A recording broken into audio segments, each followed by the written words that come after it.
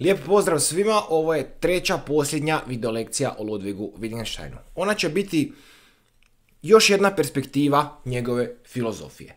Rekli smo da se on kroz cijelu svoju djelatnost bavio odnosom svijeta, jezika i filozofije. I da je imao ranije razdoblje djelovanja i kasnije razdoblje djelovanja koje se razlikuju u mišljenjima. Ta dva razdoblja su zapravo logička analiza jezika i lingvistička analiza jezika. Logička analiza jezika ranije je razdoblje njegovog djelovanja. To je onaj dio u kojem je držao da se svijet sastoji od međusobno neovisnih činjenica, a ne od stvari i činjenica o tim stvarima.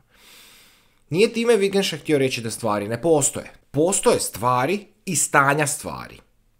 Stanja stvari su odnosi između stvari. I te stvari ne ovise o stanju stvari. Ali obratno nije tako. Stanje stvari ovisi o stvarima. Stanje stvari možemo izreći u idućem obliku. A stoji u odnosu na B. Sve se to tiče pojma svijet. Idući bitan pojam u tom ranijem razdoblju jest jezik. Zašto? Zato što smo taj stav A stoji u odnosu na B izrekli čime?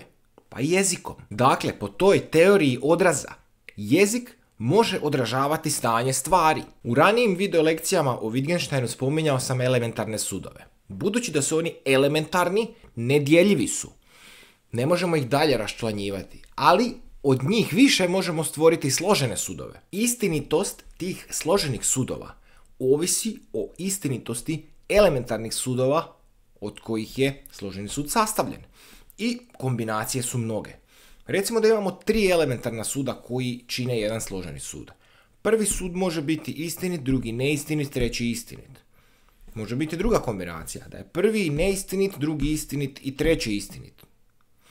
Kombinacija je nekoliko, no postoje i one krajnje situacije u kojima je svaki elementarni sud istinit ili u kojima je svaki elementarni sud neistinit.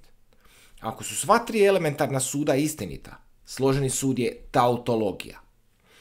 Ako su sva 3 elementarna suda neistinita, složeni sud je kontradikcija. No to sad spada u gradivo logike. Važno je tu samo napomenuti da je zadaća filozofije, podsjećam, ne stvarati nove ideje, nego razjasniti ove postojeće. Jer je tu puno nesporazuma. Moramo znati što je mislivo, a što nemislivo. To jest čime se trebamo baviti, a što trebamo odbaciti. Ako s nekim pitanjima dođemo do zida, primjerice pitanje Božjeg postojanja, koje ne možemo ni potvrditi, ali ni odbaciti.